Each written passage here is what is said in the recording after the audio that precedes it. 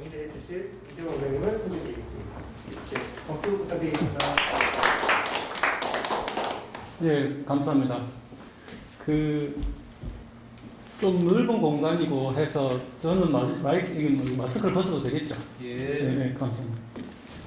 마스크를 쓰고 이야기하니 숨이 차서. 방금 소개받은 이재원이고요.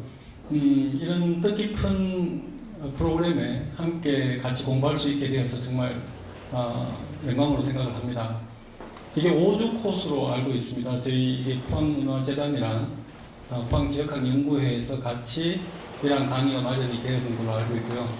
저는 포항문화재단과 같이 하고 있는 포항지역학연구회 소속으로 오늘 강의를 맡게 되었습니다. 프로그램에서 미리 공지가 되었겠지만 오늘 첫 강의다 보니까 전체 강의에 대해서 제가 조금 설명을 좀 드리고 본 강의로 들어갈까 합니다. 저희 지역학연구회에서 5개의 강의를 이렇게 좀 준비를 해봤는데요. 오늘 이제 첫 번째 시간으로 포항문화의 어제와 오늘, 처음에 제목을 해도의 어제와 오늘로 했다가 이따가 이제 강의를 들어보면 아시겠지만 이게 비단 해도만의 문제가 아니라 연결되는 곳이 옆에 송도, 죽도, 저쪽에 내려가서 이제 동빈, 항구동까지 다 연결이 되어서 전체를 좀 보면 어쩌면 오히려 전체 안에서의 해도 또 이렇게 볼 수 있어서 강의를 그렇게 잡았고요. 다음 주 두 번째 강의는 요즘 이렇게 포항문화가 만들어져도 결국은 스토리텔링이 요즘에 또 화두지 않습니까? 그래서 포항문화에 곁들여져 있는 스토리텔링, 그러니까 어떤 그런 이야기거리를 동화작가이신 김강 선생님께서 말씀을 해주실 거고요. 그리고 세 번째 강의는 포항문화에 지금 가보셨던 분들이 뭐 다 가보셨겠죠. 여기 계신 분들은 가보시면 아시겠지만 공공미술 작품이 많이 전시되어 있습니다. 우리 스틸아트 페스티벌 했던 작품들 뭐 이런 작품들이 포항문화에 어울리게 많이 전시가 되어 있는데 그 작품은 어떤 의미를 담고 있느냐를 포항시립미술관 김갑수 관장님께서 세 번째 강의를 맡아주셨고요. 네 번째는 어쨌든 포항문화도 건축학적으로 그리고 도시재생의 의미가 있는 거기 때문에 건축 쪽의 전공이신 그리고 도시재생이 또 특화되어 있으신 한동대학교의 김주일 교수께서 포항문화의 어떤 건축 도시재생에서의 의미를 말씀해 주실 거고요. 그리고 마지막 5번째 강의는 어찌됐든 이 도시재생도 좋고 포항문화도 좋고 문화도 좋은데 먹고 살 수 있는 문제랑 연결이 되어야 된다는 거죠. 그래야 지속 가능하다니까. 그렇게 치면 이 포항문화의 그러면 경제적인 효과, 경제적인 활용 이런 부분을 한국은행 부국장이신 김시용 부국장이 마지막 강의를 해주실 겁니다. 그런 5개 강의 중에서 오늘 제가 첫 번째 강의를 맡게 된 것이 더더군다나 영광이고요. 아마 제목이 포항문화의 어제와 오늘이니까 총 어떤 오리엔테이션 개념에서 강의다 보니까 제가 첫 번째 강의를 맡게 된 것 같습니다.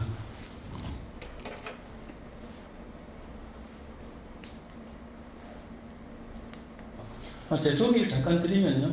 앞서 말씀드렸듯이 지역학연구회를 하고 있고요. 지금 교통방송이 이제 포항 읽어주는 남자라는 코너를 화요일날 지금 작년부터 하고 있습니다. 그리고 MBC에는 숲소개를 3주 단위로 해서 전국시에 추진하고 있고요. 네? 설레숲. 예, 설레숲.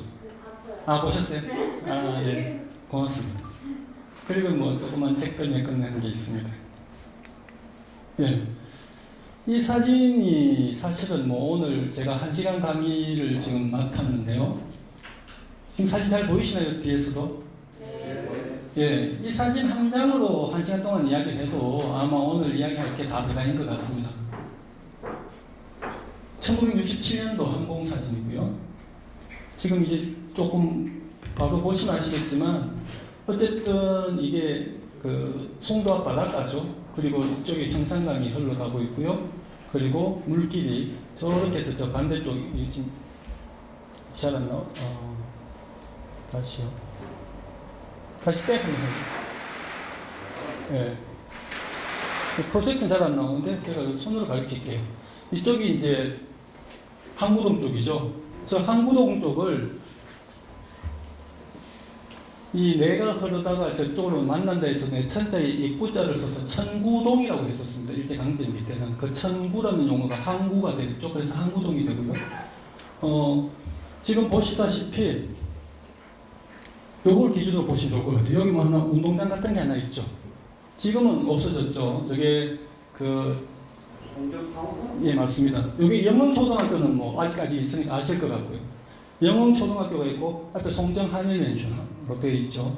근데 이 당시에는 1967년 당시에는 저게 공수운동장입니다. 그래서 요 앞으로 흐르는 내가 이제 지금은 그 흐르고 있었지만 이전에는 복개가 되었던 양락천이 되는 거였죠. 그리고 이 내 위에가 이게 다 송도가 해당하는데 송도를 보면 뭐 이게 오리 모양이라고 할까 배 모양이라고 할까 다시 이쪽으로 그 왔다가 가볼게요. 요거는 이제 2000년대에 그러니까 동빈 그 지금 그 내항에 복개가 걷어지기 전에 해도의 모습입니다. 여기서 지금 눈여겨 보시면 예, 여기 이제 송림초등학교고요. 여기 송도중학교입니다. 지금 이쪽으로 이제 길이 열리게 되는데 이렇게 해도동이 다 닫히게 되는 거죠. 다시 거꾸로 봐서 보면 자 앞서 말씀드렸던 이쪽이 지금 다주택가로 되어 있는 곳이 이 시절에는 다 이렇게 물이었다. 그리고 같은 송도지만 이쪽은 물이고 이쪽은 따르게 또 다시 육지로 물론 연결은 되어 있지만 따로 되어 있죠. 그래서 이쪽이 우리가 흔히 송도에서 얘기하는 땀봉이라는 지역입니다. 이렇게 땀봉 지역이 되는 거고요. 물이 이렇게 흘러왔었는 것이 이 형산강의 흐름을 보면 말이죠. 달라지죠. 다시 볼까요? 이렇게 곡면으로 되었던 것이 포스코가 들어오면서 직선으로 이렇게 갑니다. 그죠? 확연히 느껴지시고요. 이 형산강 건너편에 포스코가 들어온 부지에 아직까지 이 민가도 있고 논밭이 있는 걸로 보이고 있습니다. 계속 뒤에 나오니까 또 넘어가도록 하겠습니다.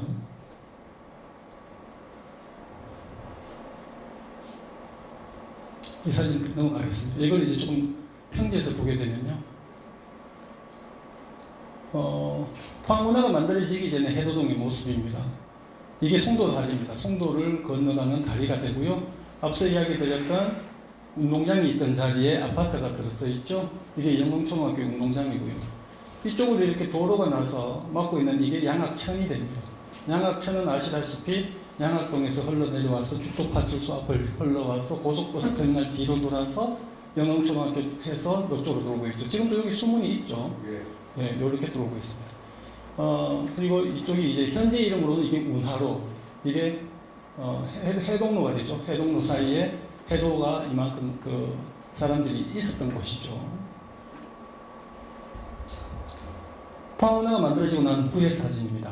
사진을 보시면 앞서 물론 그 아예 복개가 되기 전처럼의 강폭과 그 정도의 길이는 뭐 나오진 않았지만 그래도 이렇게 이쪽으로 흐르는 형산강과 아래로 흐르는 동빈내양이 연결되는 것이 가장 큰 의미의 포항운하라고 할 수가 있습니다. 송도다리도요. 아래쪽으로 배가 지나가기 위해서 앞서의 그 어떤 같은 높이의 다리를 다시 새로이 만들었죠. 항공사진에서 형산강 쪽에서 바라본 모습입니다. 물론 복개가 되기 전이고요. 여기 보면은 선착장이 없지 않습니까? 그래서 이쪽에 이만큼의 공간이 해도 다 해도죠. 해도인데 이쪽에 이제 포항문화가 생기게 되는 겁니다. 이렇게 되었죠. 다시 뒤와 비교를 해보겠습니다. 이렇게 막혀있던 동빈운하와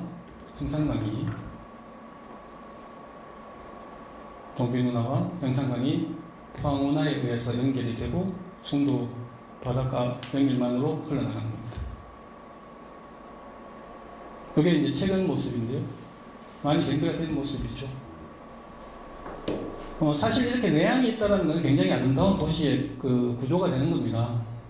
뭐 물론 아직까지 미완성의 문제는 있죠. 폭도 좀 좁고 그리고 복원의 단계에서 조금 원래대로는 안 되는 면은 있지만 어쨌든 강물을 두 개 연결을 시켰고 도시 내에서 수변 공간을 만들었다라는 것은 분명히 앞으로 여기에 어떻게 우리가 활용을 하느냐에 따라서 무궁무진하게 더 도시의 랜드마크로 만들 수 있다라고 볼 수 있습니다. 하나씩 보겠습니다. 포항운하입니다.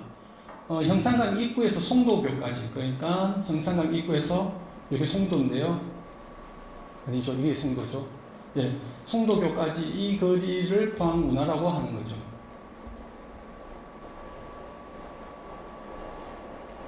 (1.3km) 구간이고요. 폭은 뭐 군데군데 조금 다르니까, 그리고 수심은 요 정도의 규모의 포항운하가 됐고, 의미는 형산강과 동빈내안을 이어줬다고 보고 있고요.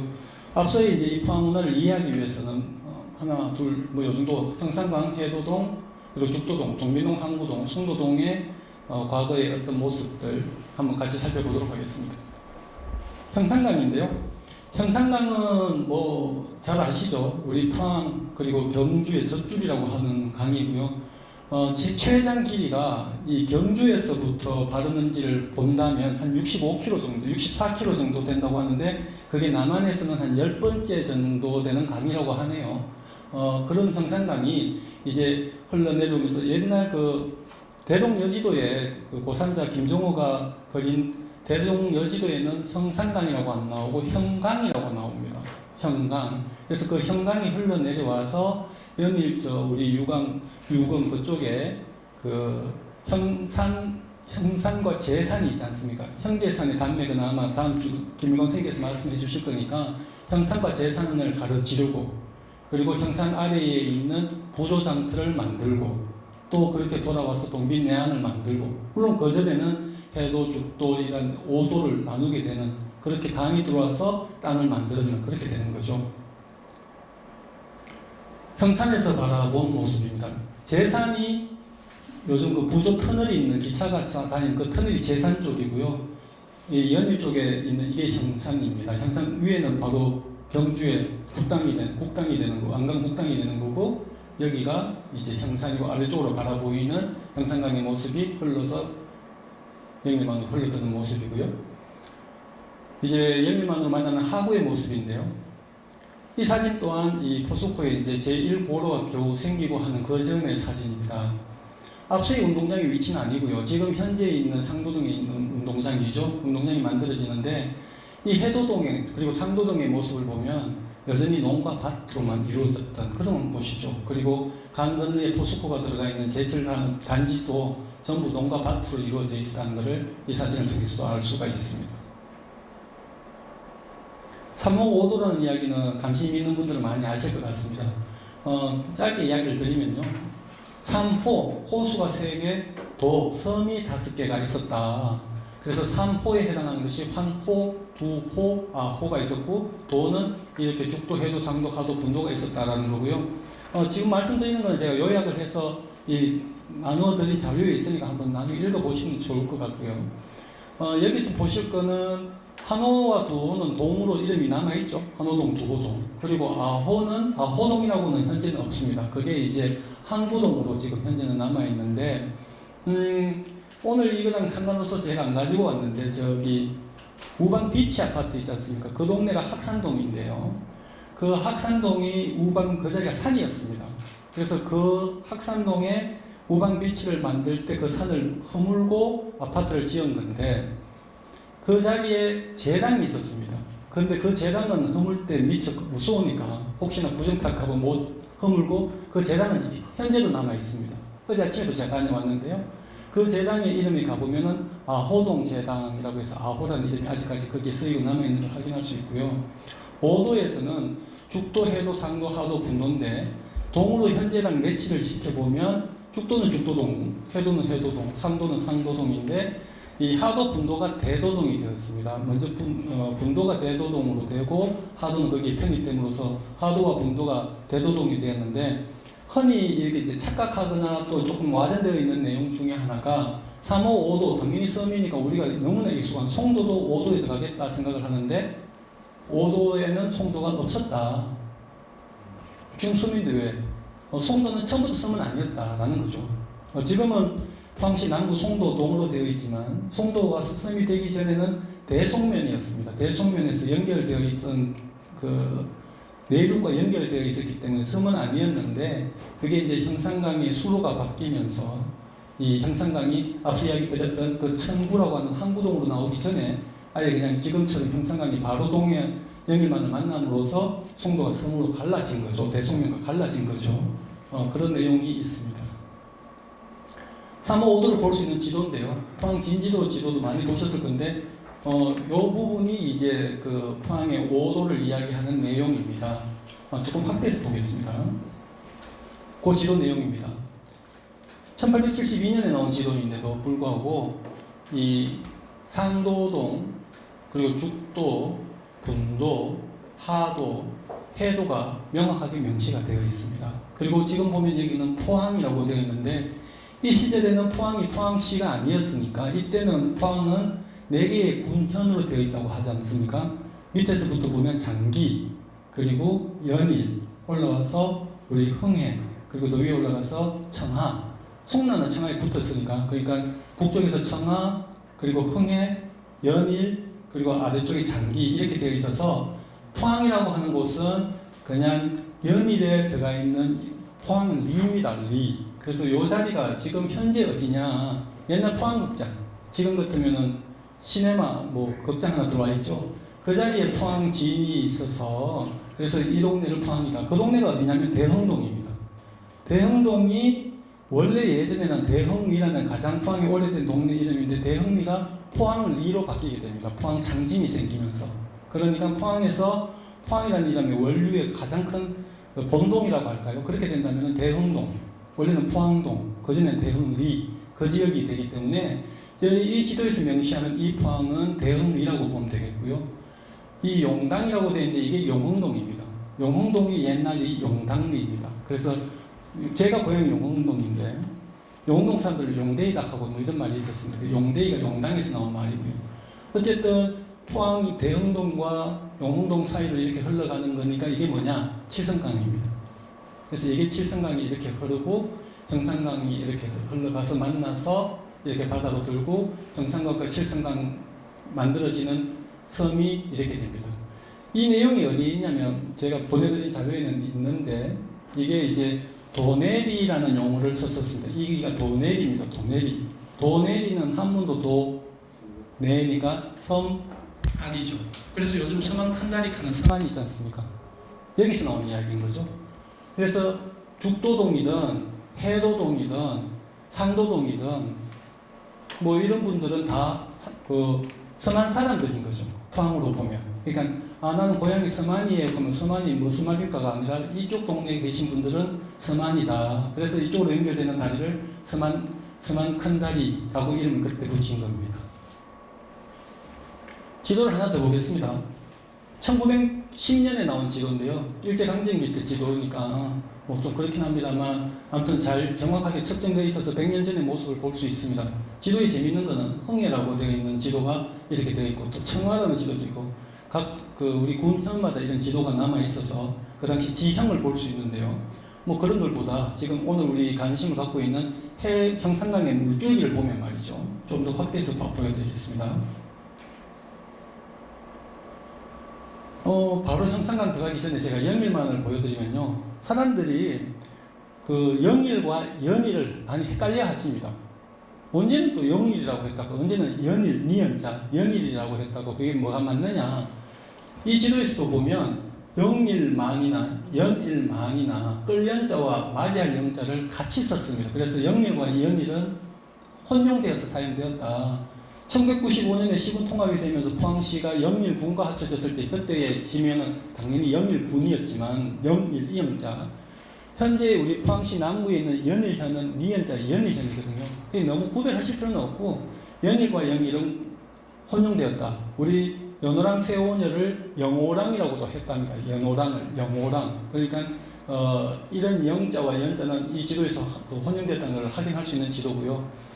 형산강 물줄기를 다시 보면요. 앞서 말씀드렸듯이 경주 서면에서부터 발원했던 형산강이 이 흘러 이래 와서 보시면 아시다시피 송도가 섬이 아니죠. 이게 잘라가야 이게 섬이 되는데 이 송도는 이쪽 대성면과 연결이 되어 있다는 걸 알 수 있습니다. 그래서 흘러서 결국은 지금의 항구동 쪽으로 빠져나간다. 그래서 이쪽을 청구라고 했었다라고 이야기를 드렸고요. 포항은 현재 구도심에 해당하는 대흥동 이 일대를 포항이라고 했었고 이쪽에 이제 보면은 요렇게 따로 나와 있으니 이게 아까 말씀드렸던 땀봉이 되겠고요. 그리고 여기가 송정, 송호, 여기 보면은 해도동, 대도동, 죽도동, 상도동 이렇게 아까 이야기했던 서만 지역이 이렇게 1910년에 비교적 정확한 축척에 의해서 그린 것으로 확인할 수 있습니다. 이건 1917년 지도고요. 마찬가지로 확대해서 보겠습니다. 지도 보이시죠? 예. 여기 보면 이제 형산강이라고 되어 있죠. 그래서 형산강이 정말 뭐 강이 그렇지 않습니까? 자기가 뭐 이렇게 정해진 직선으로 흐르지 않고 정말 자유롭게 흐르니까 강이라고 할 수 있겠는데 이렇게 흐릅니다. 이게 아마 땀봉이 돼야 될 것 같고요. 뭐 여러 가지 섬들이 물 수량에 따라서 붙었다가 나누어졌다가 이제 이렇게 됐겠죠. 여기 보면 대도동이 있고요, 죽도동이 있습니다. 칠성강 하나 좀 설명드리려고 하면요. 앞서 그 포항 진지도 조선시대에 나왔던 지도에서 그 배까지 그려졌던 그 지도에 칠성강은 이미 이제 많이 땅으로 복개가 되고 물 수량이 줄어들어서 요 정도만 남아 있는데 여기에 보면 영일교라고 하는 다리가 있습니다. 여기 지금 남빈사거리입니다. 그 남빈사거리까지도 이렇게 물이 흘러 들어왔다는 것을 1917년 지도에 확인할 수 있고요. 그리고 송도에 보면은 대송면이라고 써 있습니다. 그 송도가 대송면이었다. 그리고 우리가 흔히 알고 있는 그 송도의 가운데 쪽 그쪽이 송정동이었고 여기 보면은 잘 안 보이시면 제가 읽어드리면 대내 목장이라고 되어 있습니다. 이 대내는 일본 사람 이름이고요. 일본식 발음으로는 이제 오우찌가 되는데 오우찌 목장이라 이 말인데 뭐냐면 이 황무지를 이게 이제 송도 해수욕장에 있는 송림의 역사를 이야기를 하고 알고 계실 때 이제 이렇게 되는 겁니다. 1910년대에 일본 사람들이 들어오면서 이쪽에 황무지에다가 이 나무를 심은 겁니다. 그러니까 송도 솔밭은 일본 사람들이 처음에 시작은 한 건 맞죠. 그 사람 이름이 이 대내라는 성입니다. 오오지라는 성을 가진 사람이 여기다가 소나무를 심었고요. 이 소나무가 번식을 해서 지금 이제 번창을 해서 현재의 송림을 이루었죠. 그래서 이 사람의 이름을 따서 여기는 대내 목장이라고 했는데 그 다음 지도에 보면 이제 해수욕장이라고 이제 처음 드디어 나옵니다. 여기 해수욕장이라고 써놓는 걸 지금인데요. 확대해서 보도록 하겠습니다. 여기 이제 시내입니다. 구도심입니다. 이 집들이 빽빽하게 있는 일본 사람들이 이만큼 여기 많이 살게 되어 있는데요. 이게 지도가 위에가 북쪽이고 아래가 남쪽이니까 이쪽이 남쪽이기 때문에 남빈동입니다. 그러니까 아래쪽에 바닷가 물가 빈자를 써서 남빈동, 오른쪽이기 때문에 동빈동이 되는 거죠. 그래서 남빈동, 동빈동이니까 형산강 물은 이렇게 흘러갑니다. 이렇게 흘러가고요. 그리고 앞서 이야기 드렸던 양악천이 이렇게 흘러갑니다. 양악천이 건너다 보니까 이 다리가 이제 하나 생겼죠. 이 다리가 해도로 그 아까 송정 한일멘션에서 건너가는 해도 다리가 됩니다. 그리고 이렇게 가서 여기서 만나는 데가 앞서 포항운하 때 제가 처음에 말씀드렸던 이제 그 포항운하하고 그 양악천하고 만나는 점이 되겠죠. 그렇게 이렇게 해서 이 자리가 이제 칠성천하고 만나니까 현재 죽도 어시장 자리. 예, 그렇게 해서 현재 수문은 다 남아 있습니다. 아래쪽으로 물이 뭐 양이 작든 많든 물길이 있기 때문에 이렇게 수문은 다 남아 있죠. 그래서 이렇게 해서 흘러가고 건너편은 아직도 대송면이라고 되어 있고 이제 방파제 공사가 끝난 단계여서 이렇게 방파제가 되고 형산강은 아래로 흘러가게 됩니다. 다음으로 가겠습니다. 항공사진인데요.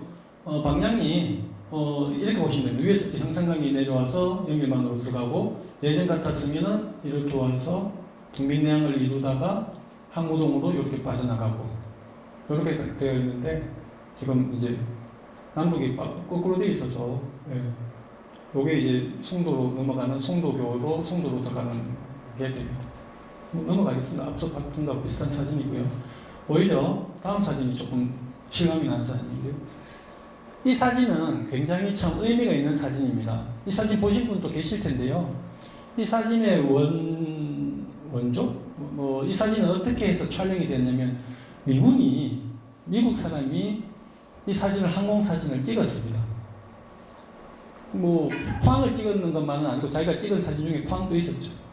이 사람이 편지를 보내왔습니다. 물론 저한테는 아니고 저희 선배들한테, 이제 이런 걸 연구하던 선배들한테 편지를 보내와서 이만한 그 필름 자체가 이만한 필름입니다. 그 필름에 4장의 사진을 보내옵니다. 편지 봉투에다가. 그래서 포항시의 자료가 될 것 같으니 이 사진을 자기가 포항시에다 주겠다. 그래서 그 포항시가 이제 그 사진 포항에 오게 된 사진 중에 하나인데요. 굉장히 그래서 필름이 이만한 사진이니까 굉장히 화질이 좋은 사진인데요. 지금 보시면 앞서 이것이 지금 늘 이야기 드리는 영흥초등학교부터 볼게요. 이 송정한일 모르시니까 이게 영흥초등학교고 영흥초등학교 옆에 종합운동장이 있었고 그럼 요 동네가 죽도동이죠. 자, 더 내려가 보면요. 그쪽에서 보일지 모르겠지만 요게 조흥은행입니다. 조흥은행. 그러면 조흥은행이니까 이쪽이 상원동이죠. 상원동에서 쭉 가서 조흥은행 지나서 남빈동 사거리 쪽으로 가서 남빈동 사거리에서 지나면은 여기가 개풍약국입니다. 그럼 개풍약국에 요즘은 이게 큰 길이지만 예전에는 이 길밖에 없었습니다. 그럼 여기로 가면은 이제 내려가다 보면 오른쪽에 영흥초등학교도 있고 왼쪽에 맞습니다. 공설운동장도 있고 지금 이게 송정한일 메이션 바뀌었지만 이렇게 해서 해도로 가게 되는 거죠. 이쪽이 이제 해도가 되는 거고요. 여기서 왼쪽을 딱 꺾으면 이제 송도로 가는 데에서 여기 송도 다리입니다. 지금의 송도 다리를 생각해 보면 지금 현재는 또 슬슬 포항 문화까지 만들어졌지만 이때 송도 다리를 상상 속에 만약에 걷는다고 생각해 보면 좌우가 굉장히 넓은 강들이죠. 이게 이제 동민해안이 이렇게 흘러왔던 거죠. 그래서 넘어가면 이렇게 다리를 건너가게 되고 그렇게 되면 이제 바닷가 가게 되고 이쪽에 이제 초등학교가 있고 기상대가 있는 그 자리가 되는 겁니다. 오거리의 모습은요 굉장히 초라하죠. 이게 오거리입니다. 다시 이야기하면 남빈사거리에서 직진하는 거와 송도에서 올라오는 곳이 만나는 것이 결국 송도 저 오거리니까 이쪽에서 직진하면 이제 고속버스 터미널이 될 거고요. 고속버스 터미널이 요 정도 되죠. 여기 지금 다 물인데 이곳이 예전에는 염전밭이었습니다. 다음 넘어가 볼게요. 해도의 이야기를 좀 더 드리도록 하겠습니다. 요거는 그 포스코 포항제철 제1고로입니다. 고로가 만들어졌던 때가 1972년이기 때문에 지금 포스코 이야기가 아니라 1972년도에 해도동의 모습을 보일 수 있는 간접적인 사진이 됩니다. 여기 이제 형산다리가 되겠고요. 이쪽으로도 가면 종합운동장이 생기는 그쪽 길이고 지금 오광장으로 흐르는 오광장으로 가는 그 큰 길은 지금 아직까지 안 만들어져 있는 상태죠. 그만큼 이 주위는 전부 논밭밖에 없었고 여기서 바라보면 저 멀리 그냥 대장동까지 다 보일 만큼 허허 벌판이었던 거죠. 이쪽이 다 해도동이 되는 거고 형산강 둔치가 되는 겁니다. 해도동의 모습입니다. 해도동은 이렇게 물이 흘러왔고 습지고 갈대고 연밭이고 이런 것밖에 없었다. 이게 해도동의 그 초기 모습입니다. 앞서 말씀드렸던 염전인데요. 이 염전, 이게 이게 염전입니다. 이 염전은 저 서쪽에서 나오는 천일염하고는 좀 방식이 달라서 물을 가두어서 정발시켜서 하는 것이 아니라 이 흙에다가 소금이 배게끔 해서 흙을 구워서 다시 소금을 추출해내는 방식이기 때문에 이 염전밭이 조금 모양이 다른데요. 이 해도동을 하면은 어쨌든 갈대밭과 염전이 대표적이라고 할 수 있겠죠.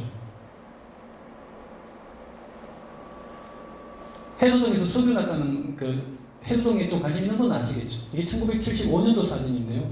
1975년도에 1월달쯤인가 뉴스에 데스크피를 했습니다. 전국 뉴스에 포항에서 석유가 난다. 예, 그래서 해도동에 이게 석유 시추탑입니다. 뒤에 포스코가 보이는 이게 이제 해도동의 대표적인 이미지죠. 멀리 포항제철이 보이고 앞에 민가가 보이는 이런 해도동에 이 지금 뾰족한 이 탑들이 석유 시추탑입니다. 물론 석유는 낮죠? 네, 났어요. 예, 났는데 경제적인 효과가 없어서 그냥 덮은 걸로 그래 알고 있습니다. 지금은 KBS 방송국이 그 상도동 쪽에 있지만 이 KBS 방송국이 해도동에 있었던 시절도 있습니다. 처음부터 있었던 건 아니고요. 제일 처음에 KBS 방송국은 중앙초등학교 뒤에 있었고요. 그 중앙초등학교 뒤에 있던 KBS 방송국이 이 해도동으로 옮겼던 그때의 사진입니다. 이 사진은 사진이라기보다 그림이 낫겠는데요. 이게 뭐냐면 형산강 전투 그림입니다. 왜냐하면 해도동 혹은 형산강 하면은 또 우리가 현재적인 것만 지금 이 관심을 가질 수 있는데 형산강 전투가 있었던 곳이다. 그래서 이게 형산강 뚝이 되고요. 이쪽 그 포스코 쪽에서 지금 이 북쪽이 그 당시에는 이 북한군이 점령해 있었으니까 남쪽 포스코 쪽에서 북쪽 해도 쪽으로 끊임없이 도하 작전을 하고 있는 사진이 없죠. 전쟁통이니까. 그림으로 남았는데 이 그림이 중요한 그림인 이유는 이 그림이 전쟁이 다 끝난 이후에 그냥 상상화가 아니고 종군 화가가 그린 그림입니다. 이 그림은 손일봉이라는 화가가 경주분이신데 직접 유교에 참전해서 이 그림을 없는 종이, 조그만 종이 우리 뭐 이중섭 화가가 담배 가게 그리는 것처럼 정말 조그만 그림에다 그리고 해서 이런 형상강 전투로 그림을 남겼는데 좋은 일은 이 그림이 지금 시립미술관에서 소장하고 있습니다. 그래서 뭐 상식으로 한번 더 제가 보여드리는 거고요. 죽도동으로 가도록 하겠습니다. 한번 보고요. 벌써 30분째. 죽도동은요, 제가 같은 사진에 다른 시대 또 다른 각도를 계속 보여드리는 이유는 그랬을 때 조금 더 입체적으로 이해하실 수 있으실 것 같은 건데, 이게 영흥초등학교입니다. 지금 보이는 게 영흥초등학교니까 당연히 옆에 운동장이 있었다. 지금은 이게 아파트가 있었다. 옆에 해도 다리가 있었고 아래쪽으로는 양악천이 흘렀다. 꽤 정확하게 보이죠, 이제. 그러니까 이 양악천이 흐르고 해도 다리가 있고 옆쪽에는 이렇게 끼고 돌아서 동비 누나를 만나는 거죠. 그러면 이쪽이 다 현재는 이 사진상으로는 아니지만 죽도시장이 이만큼이 다 들어가게 되는 거죠. 워낙에 죽도시장은 어시장 쪽에 그쪽이었는데 그 앞쪽으로 이제 그 택지 개발하면서 다 죽도시장으로 된 거죠.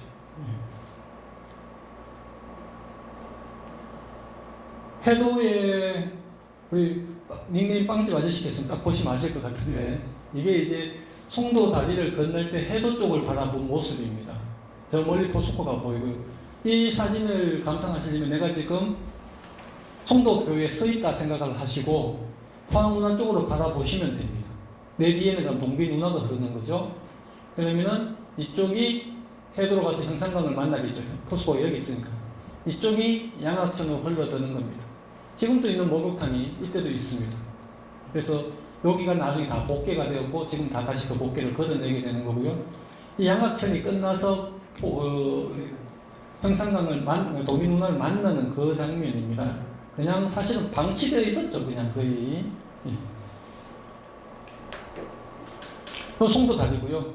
오거리에서 송도 쪽을 바라보는 송도 다리입니다. 아래쪽으로 강이 역시 흐르고 있는 걸 확인할 수 있고요. 그냥 1차선의 도로죠. 요거를 2차선으로 확장을 시킨 게 1970년대 이야기입니다. 요거는 뭐 저도 기억이 나는 사진들인데요. 현장이 죽도시장입니다. 예. 그 당시 죽도시장 가면 이런 다리를 굉장히 많이 건넜던 게 납니다. 건너가면 뭐 옹기장사도 있었고 또 건너가면 뭐 주전자 파는 거릇 파는 이런 그 상점도 있었고 했는데 이게 다 연탄재입니다. 예. 연탄재고 지금 이게 칠성강이 이렇게 흘러서 형산강 동비 누나를 만나는 거고 건너편에는 송도 바닷가죠. 동비농 한문동 같이 한번 보겠습니다.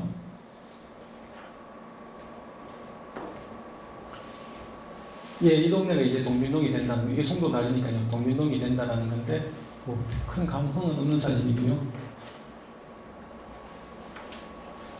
이거는 이제 이 항구동 쪽에서 바라본 동비 문화가 됩니다. 이제 오른쪽이 이제 요즘 그 포항 수영 냉동 창고에서 문화공간으로 만들고 있는 그곳이 요곳입니다.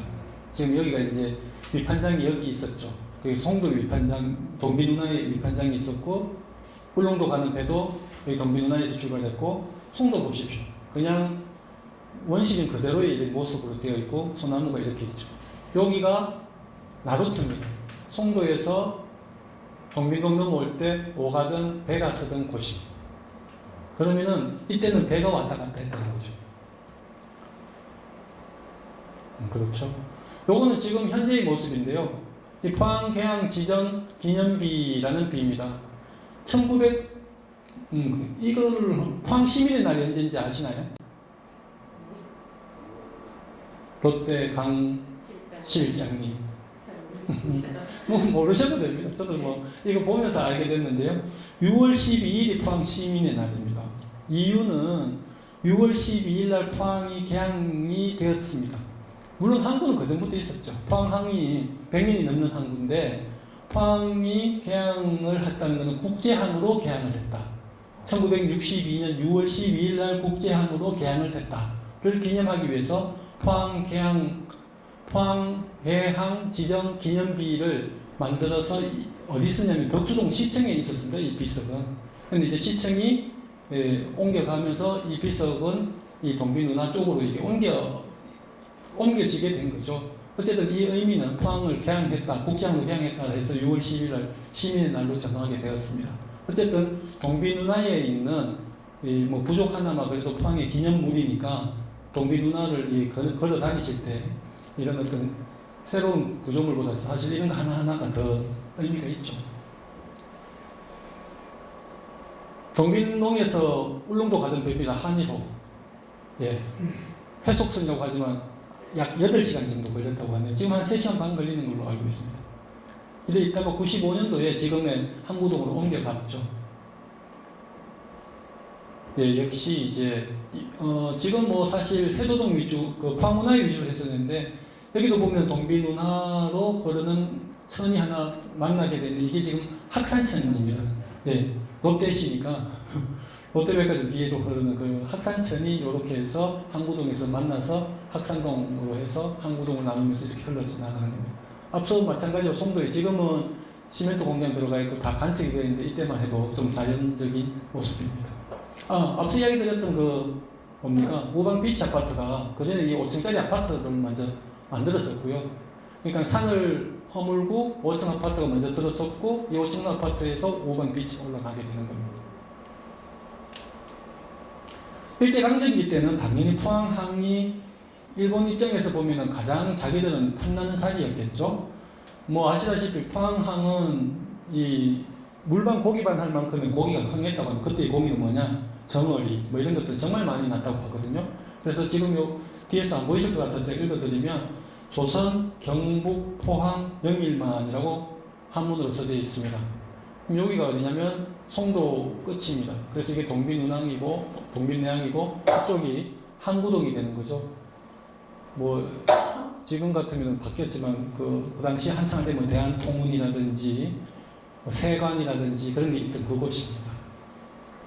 조금 더 바닷가 쪽으로 가게 되면 예 왼쪽이 이게 이 산이 이제 아까 말씀드렸던 우방비치가 들어선 그 산이 되고 이쪽이 항구동의 산이 됩니다.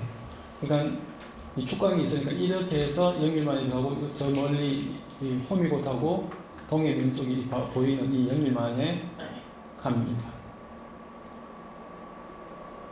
송도동인데요. 지금 보면은 경북, 팔경, 포항, 향도의 원경 이렇게 써놨습니다. 이 송도, 이게 송도거든요. 이 포항운하에서 내려오던 동빈내항이 만나서 돌아서 영일만 송도 바닷가를 흘러가는 거고요. 이쪽이 이제 앞서 말씀드렸던 포항 수협 뭐 이런 것들이 있었고 건너편에는 송도 바닷가에 송림이 있었고 건너가던 나루터 배가 이렇게 건너 다녔고 그러한 곳이 됩니다. 지금 이쪽이 항구동이 되고요. 어딘지 아시겠죠? 이 사진을 제가 보여드리는 이유는 하나 더 설명을 드리려고 하는데요. 이게 이제 건너가 지금 송도거든요. 이 동빈동 혹은 남빈동에서 송도를 건너갈 때 황포도 때인데 이게 1960년대까지도 있었습니다. 이 배가. 요 건물 두 개가 하나 보이죠? 이게 뭐냐면 예 맞습니다. 정어리 기름 탱크입니다. 예, 정어리 기름을 짜서 축적시키던 탱크입니다. 이게 근대 유산인데 지금은 없어졌어요. 한번 볼게요. 꽤 최근 사진이죠. 일단 포항하면 배도 갖다 놨고요. 그리고 폰톤을 해서 요트 계류장도 만들었습니다. 여기가 지금 동빈동, 여기가 송도, 여기가 동빈 큰다리. 그러니까 육거리에서 송도로 가는 동빈 큰다리를 건너면 왼쪽으로 돌게 되면 포항함이 있지 않습니까? 그 포항함 뒤에 사진인데 여기도 보면 요 건물이 두 개가 아직까지 기름 탱크가 남아있는데 최근까지 있었던 기름 탱크라는 의미고요. 지금 가보면 글램핑장 한다고 그냥 싹 밀어놨더라고요. 좀 그런데 저는 개인적으로 좀 아쉽습니다. 뭐 이게 사유지고 또 그런 뭐 사연이 있겠지만 뭐 글램핑장을 설사 만들었다 하더라도 이런 게 있으면서 글램핑장 하면 제 같으면 더 갈 것 같은데 좀 이게 일단 허물고 뭐 그 다음에 뭔가 자꾸 하는 게 조금 좀 아쉽긴 하죠. 자 이게 송도 해수욕장의 당시 모습입니다. 송도 해수욕장은 1930년에 개장을 하게 됩니다. 그래서 개장 당시에 뭐 일본 사람도 보이고 해서 이게 이제 그 일제강점기 때 사진인데 그 당시에는 원산 해수욕장 그러니까 북쪽에는 원산 해수욕장 할 만큼 남쪽에는 송도 해수욕장 할 만큼 송도 해수욕장이 굉장히 좋은 해수욕장입니다. 일 수밖에 없죠. 왜냐하면 동해가 그냥 직선에 그냥 해안선에 섬도 없는 정말 깊은 낭떠러지 같은 바닷가인데 포항만이 유일하게 영일만에는 많이 있으면서 완만한 모래가 고이고 그다음에 해변이 낮아지 그 수심이 얕아지니까 해수욕장으로는 달라게 없는 곳이었겠죠. 한상대의 송도 해수욕장입니다. 1970년대 사진인데요.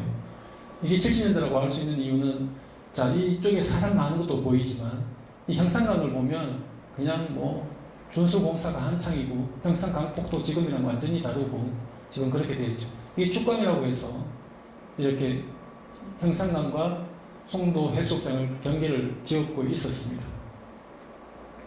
송도 해수욕장 하면 떠올리는 이미지 두 개가 저는 뭐 누구나 그럴 것 같은데 지금도 있는 여신상이라고 우리는 알잖아요. 그죠? 평화의 여상이라고 써져 있습니다. 가보면. 근데 실제로 이게 평화의 여상이라고 하는 사람은 아무도 없습니다. 여신상 혹은 뭐 해녀상이라고 하는데 어쨌든 송도 바닷가를 떠올렸을 때 큰 이미지입니다.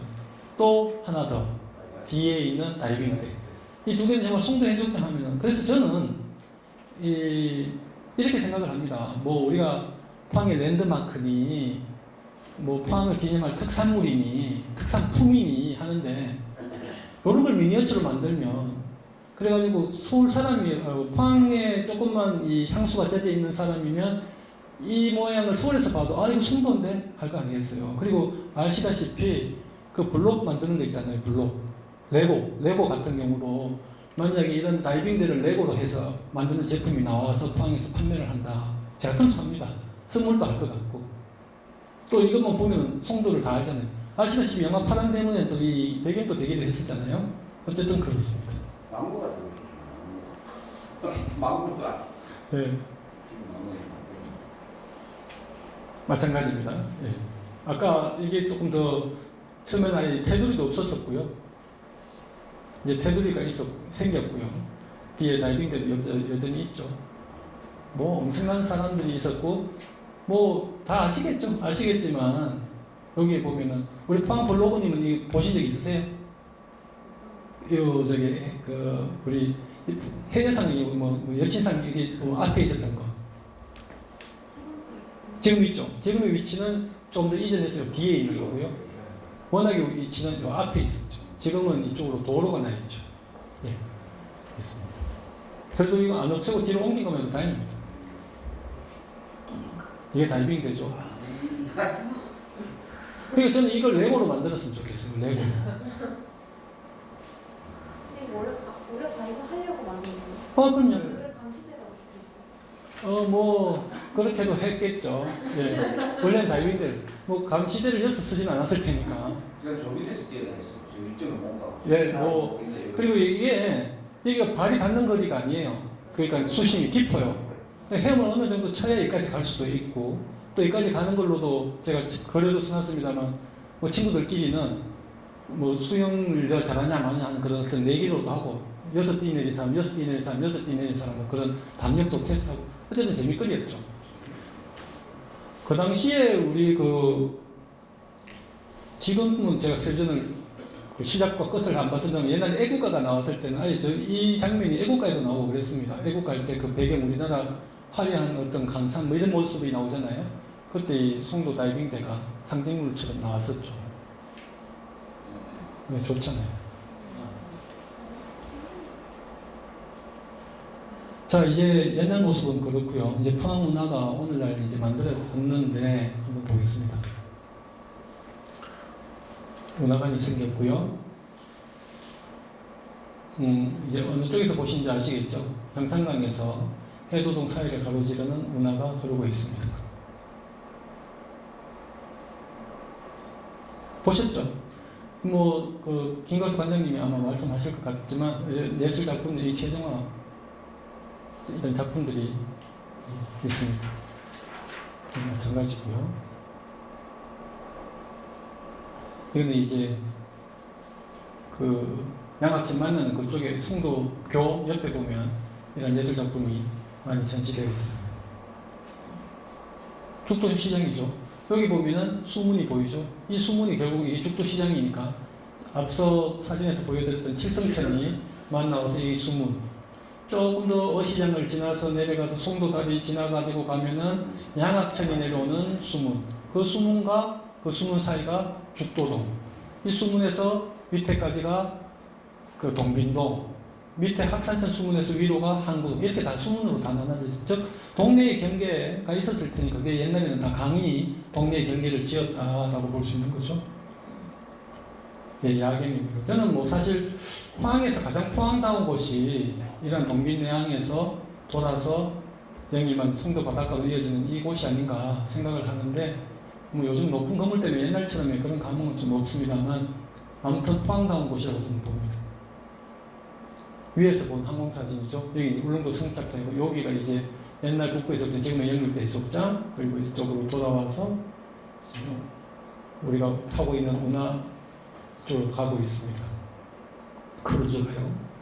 크루즈 이렇게 가고 송도 앞으로 해서 형산강을 해서 다시 크루즈로 돌아가게 되죠. 이렇게 됩니다. 이게 마지막 사진인 것 같은데, 예. 예, 뭐 사진으로 제가 설명드리는 건 이상이고요. 혹시 뭐 궁금하신거나 시간은 뭐 1시간 된 것 같습니다. 궁금하신거나 코멘트 해주실 거 있으시면 뭐 말씀 좀 듣도록 하겠습니다. 이야기해 주시죠. 그 아까 우리 그 원장님께서 말씀하신 그 저는 뭐 저런 시절은 거의 다 이거 보고 거의 말 체험을 많이 했습니다. 예. 연전하고 갈대밭이 뭐 해수관에 큰 것은 보입니다. 그래서 연전도 지금 연전에 대한 것은 거의 지금 한 장면에 이렇게 그렇죠. 나오는 예. 부분인데 예. 연전이 그 해수관에 한 두세 개 정도가 있었습니다. 예. 예. 두세 개 있었습니다. 예. 지금 양악천 옆을 끼고 있는 그 KBS 방송국으로 해가지고 그렇죠. 오옆으로 가고 내가 사는 동안 오옆에 살았기 때문에 그런데 그 연전 같은 거에 대해서 혹시 생산 기록은 지금 거기 없습니까? 염전은 우리 그 닉네임 그 빵집 아저씨께서 그때 참여한 걸로 알고 있습니다만 포항문화재단에서 염전하고 해년 한번 프로그램을 한번 그때 진행을 했었었죠. 예, 그때 자료들이 아마 그때 자료를 그때 저도 같이 이렇게 모아봤었는데요. 크게 많지 않더라고요. 아마 그때 자료가 거의 다 자료더라고요. 예, 사진도 겨우 방금 보여드렸던 사진 하나랑 그다음에 이제 저거를 이렇게 트랙 만들듯이 만들어놨는 거를 거의 소가 이렇게 끌고 했더라고요. 그런 사진 정도 뭐 그 정도만 지금 남아 있습니다. 그리고 또 하나는 아까 KBS 방송국이 나왔는데요. 예. KBS 방송국도 이제 주라고 같이 붙어있는 부분이 있는데 그보다도 그 지금은 이제 옮겨갔지만 도축장이 또 예. 그런 예. 경우 혹시 저기 지금 도축장 저기 흥미라 그거 가면 그런 기록도 좀 나왔을까요? 없더라고요. 그게 왜 그러냐면 제가 용동을 그 책을 쓸 때 도축장 내용을 썼는데 기록이 어디든지 없더라고요. 근데 다행인지 뭐 불행인지 용동 도축장은 지도에 일제강점기 때 만들어진 지도에 도축장이라는 내용이 탁탁 적혀 있어서 그랬는데 지금 이제 해로동은 사실 일제강점기 때는 앞서 봤지만 그냥 전부 다 물이었고 이러다 보니까 건물이 없었는데 전부 다 이게 근대 이야기, 현대 와서 이야기거든요. 그런 건 아마 제가 70년대, 80년대 지도는 안 봤는데 70년대, 80년대 지도 보면 나와 있었는지는 모르겠어요. 그건 제가 한번 더 찾아보도록 하겠습니다. 그렇죠. 예. 도축장이 지금은 보니까 뭐 지금 그 지역을 제가 알고 있습니다. 예. 기와집 부시가 이렇게 지어져 있어요. 예. 도축장도 어디 뭐 우리 어릴 적에 포항시 전역에 소를 잡든지 돼지를 잡든지 그걸 조달했으니까. 그렇죠. KBS 방송국 그거 얼핏 듣지 않았거든요. 예. 가까운 곳인데. 예. 그런 것도 한번 같이 해봤으면 좋겠습니다. 좋습니다. 네, 기적 감사합니다. 예, 또 다른 분들은요? 제가 정리를 하도록 하겠습니다. 제가 좋아하는 말 중에 하나가 뭐 흔한 말이긴 합니다만 기억에서 기록으로입니다. 지금 방금 말씀해 주셨던 우리 닉네임 빵집 아저씨 제 선배님입니다만 그래서 해주신 그런 이야기들이 또 아직도 더 우리보다 더 연배가 되신 분들이 아직 살아 계시죠. 또 그분들이 가지고 있는 기억들 미처 아직 기록화되지 않은 기억들이 어떻게 기록으로 남느냐가 또 저희들 다음한테 해줄 수 있는 역할 내지 의무까지라고 저는 생각을 하고요. 지금 이 프로그램이 그 포항 운하에 관련돼서 시민 발굴단이라고 제목이 되어 있는 이유가 좀 더 나아가서 문화 해설사처럼 포항 운하 해설사까지도 역할을 할 수 있을 만큼의 어떤 양성을 한다라고 저는 기획 취지에서 들었습니다. 그러려면 결국 이제 포항 운하와 관련되는 앞서 이야기드렸던 그래서 이제 형산강에서 시작하는 포항 운하가 해도동을 가로지르고 죽도동을 만나고 그 다음에 이제 해서 항구동까지 송도동 돌아오는 그 내용에 대한 어떤 이야기들이 비단 그냥 강가의 이야기, 그냥 강에서 보이는 이야기가 아니라 그 지역에 어떤 이야기들이 있었고 또 그러한 것들이 현재는 어떻게 바뀌어왔고 바뀌어오면서 우리가 뭘 놓쳤고 또 그래서 우리가 뭘 좀 더 남겨야 되겠다까지 조금 이렇게 생각해 볼 수 있는 시간들이 되었으면 좋겠고 그러한 것들이 결론적으로 자료로 남았으면 좋겠다라는 걸로 마무리를 하도록 하겠습니다. 감사합니다. 예, 뭐 질문이 예. 궁금한 게 아까 예, 이야기하세요. 예. 저는 이제 사실은 이제 포항 사람은 아니고 이제 결혼은 이제 포항 사람이라서 잘은 모르는데 이제 설명을 듣다 보니까 오도라고 이렇게 섬으로 되어졌잖아요. 예. 강하류랑 이렇게 바다랑 이렇게 둘러서 쌓여 있어서 이렇게 어떻게 보면 고립되어 있는 지역이었잖아요. 예. 그럼 예전에는 그러니까 내륙이랑 그 섬이랑 연결되어 있는 무슨 한자강이라든지 뭐 배가 왔다 갔다 하는 곳이라든지 뭐 이런 것들이 있었을 텐데 예. 다리나 이런 것들이 교량이 생기기 전에 예. 예전에 그러면 그런 역사적인 그런 뭐 자료들이라든지 아니면은 뭐 예. 그런 그 천적장이 있었던 지역에 대한 뭐 이런 것들이 예. 있나요? 조금 큰 틀에서 대답을 드리고 조금 뭐 대답을 또 조금 축소해서 한번 드리도록 하겠습니다. 먼저 큰 틀에서 이야기를 드리면 그 책에도 제가 써놨습니다만 포항이 이제 그 형산강 하구의 동해를 만나니까 쉽게 이야기하면 변방이죠. 변두리기도 하고요. 근데 그 변방은 저는 거꾸로 보자. 변방은 지도를 우리가 늘 그냥 북쪽과 남쪽으로 보니까 변방이지만 이 지도를 바꿔놓든지 또 그냥 땅에서 바다를 보니까 그런데 바다를 만나는 땅으로 보면 우리가 바다를 제일 먼저 만나는 전진기지라고 저는 보는 겁니다. 그 말은 뭐냐면 그런 전진기지에 이게 포항운하 혹은 영일만 다 똑같은 이야기여서 제가 그 답변을 드리면 전진기지였기 때문에 해병대라고 하는 어떤 국방의 전진기지가 되었었고요. 해병대가 당연히 우리가 바닷가를 끼고 있는 도시이기 때문에 이쪽으로 왔던 거죠. 진주에서. 그리고 두 번째는 이 국방뿐만 아니라 교육의 저는 전방기지다. 뭡니까? 포항공대라든지 또 그 따라서 생기는 어떤 여러 산업 과학 단지들, 그런 과학기술에서 전방기지다. 물론 그게 가능했던 것은 뭐 빼놓을 수 없는 포스코, 1968년 포스코. 그러니까 국방의 전진기지, 산업의 전진기지 포스코로 대표되는 그리고 과학기술의 전진기지다. 그 이유가 이제 포항이 결국 항구였다라는 거라고 저는 보는데요. 지금 어쨌든 이 남북한이 갈려져 있는 이 시점에서 보면 이 우리나라 그 남한만 본다면 섬이거든요. 저는 섬이잖아요. 차 타고 소련 못 가고 중국 못 가잖아요. 그렇다면 섬에서 보면은 섬은 센터가 병이지 이 가세 같은 분위기가 아니라고 그냥 이야기하고 싶은데 그러면 이제 그럼 포항은 그렇게 전진기지였으면 어떻게 다른 곳이랑 통로가 있었느냐 이제 그 질문으로 이제 답변을 드린다면 앞서 이야기 드렸듯이 일제강점기 때부터 이 항구 개발이 굉장히 많았습니다. 일본 사람들이 들어왔을 때. 그래서 항구가 당연히 그네들의 목적은 수탈의 목적이었고 또 저거는 뭐 아예 우리나라를 저거나라라고 생각하고 개발을 했는지는 모르겠습니다만 포항항이 그래서 그때부터 많이 만들어졌었습니다. 포항항이. 그래서 이 동해안에 있는 그 항구 중에서 100년 넘는 항이 뭐 몇 개가 안 된다고 하더라고요. 그 중에 포항항이 들어가는데 포항항은 지금의 항구동, 확산동 그 지역이 포항에서는 가장 컸었습니다. 그러니까 이게 이제 숫자는 조금 틀릴 수 있습니다만 포항이 그 14년에 포항면이 되었고요. 1917년에 포항 지정면으로 바뀝니다. 지정면이라는 건 뭐냐면은 면 중에서도 제일 좀 똘똘한 면들, 잘 나가는 면들을 지정면이라고 만들기 전에 지정면을 만들었는데 이 경북에서 지정면이 그때 딱 두 개가 됩니다. 하나가 김천면, 하나가 포항면입니다. 그러니까 그만큼 포항이 이제 지정면으로 될 때 그러면은 두호동하고 학산동을 끼워서 했습니다. 두호동과 학산동이 바닷가거든요. 그리고 더 옛날로 올라가면요. 그때는 이 바닷가가 우리가 이제 진취적으로 나가는 곳이 아니라 외구들이 쳐들어오는 것을 방어를 해야 되는 의미에서의 어떤 항구의 기능이라고 보고 한다면 통량포 그리고 더 올라가서 두무치 그러니까 두무치는 그 두무치 통량포는 다 이 두호동의 이야기거든요. 그 두호동 그리고 그 전에는 저기 어딥니까 칠포 그 칠포 개포라고 했는데 그 시절에는 그러니까 저기 칠포 그리고 그 다음에 옮겨와서 두호동 이런 데는 다 외구들의 방어를 하기 위한 항구로 늘 개발이 되어 있었던 겁니다. 개발이라는 것은 그런 것 때문에 지인이라고 해서 병영 군사들이 와서 있었던 곳이거든요. 그리고 포항 상기도 있을 거고요. 그래서 정리를 하면 어떤 포항은 사실 경주구에 속해 있기 때문에 경주에서 포항 오기는 굉장히 불편했다고 합니다. 하지만 포항에서 이 외구의 침입을 막든 아니면 일본 사람들이 수탈을 위했든 아니면 우리가 포항이 좀 더 그 국제 개항이 되든 했을 때 포항항의 위치는 분명히 대단했던 거고요.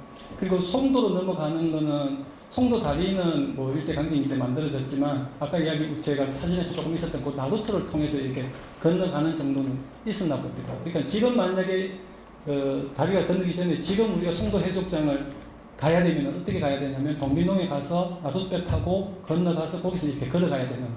그래서 저는 그런 생각 해봤어요. 좀 옆으로 갔습니다만 송도 해수욕장을 옛날처럼 한번 가보는 투어를 해보는 거죠. 그냥 편하게 차 타고 오거리에서 송도 다리 건너가는 게 아니라 동빈동에 가서 걸어가서 여기 동빈동에서 거기서 이제 나룻배 타고 건너가서 그 송도 나루터에서 내려서 뭐 놀다가 이게 다시 뭐 이런 것도 할 수 있겠는데 어쨌든 바닷가 정리를 하면요. 바닷가고 형산강 하구고 하다 보니까 어떤 나루터를 중심으로 해서 외부로 연결되는 소통 통로가 있었다. 뭐 앞서 부조장도 그랬었고 그거요. 예. 그리고 포항항도 그렇고 뭐 그렇게 대답이 될 것 같습니다. 또 뭐 질문 있으십니까? 네, 뭐 좀 다소 조금 뭐 부족한 내용도 있겠고 또 조금 흡족하지 못한 또 혹은 새로운 사실을 알게 된 것도 있겠지만 제가 이제 지역학 연구에 같이 하는 입장에서 대표로서 하나 더 약속을 드리고 싶은 거는요. 사실 이 세미나든지 제가 며칠 전에 세미나에서 이야기를 했습니다만 세미나든지 이런 수업이 끝나고 나면 그걸로 끝나는 경우가 많더라고요. 그러니까 이렇게 우리가 이 종이를 적어서 드려도 그냥 또 안 봐지더라고요. 또 지금 이제 읽기 좋게끔 이래 만들었고 보기 좋게 사진으로 했는 거를 책으로 만들 예정입니다. 이 5개의 강의가 다 끝나고 나면 아예 동빈 포항문화라고 하는 내용의 단행본 책을 자료집처럼 만들 겁니다. 그건 당연히 여기 수업에 참석하신 분들한테 드릴 거고요. 그게 토대가 되어서 포항문화에 궁금한 거 더 찾아보시고 또 서류에 발견하시면 그 발굴단이시니까 서류에 발굴되면 거기다 더 보태서 정보판이 나오고 이래서 포항문화에 정말 어떤 대망라되는 그런 책이 나오기를 기대합니다. 끝내도록 하겠습니다. 네.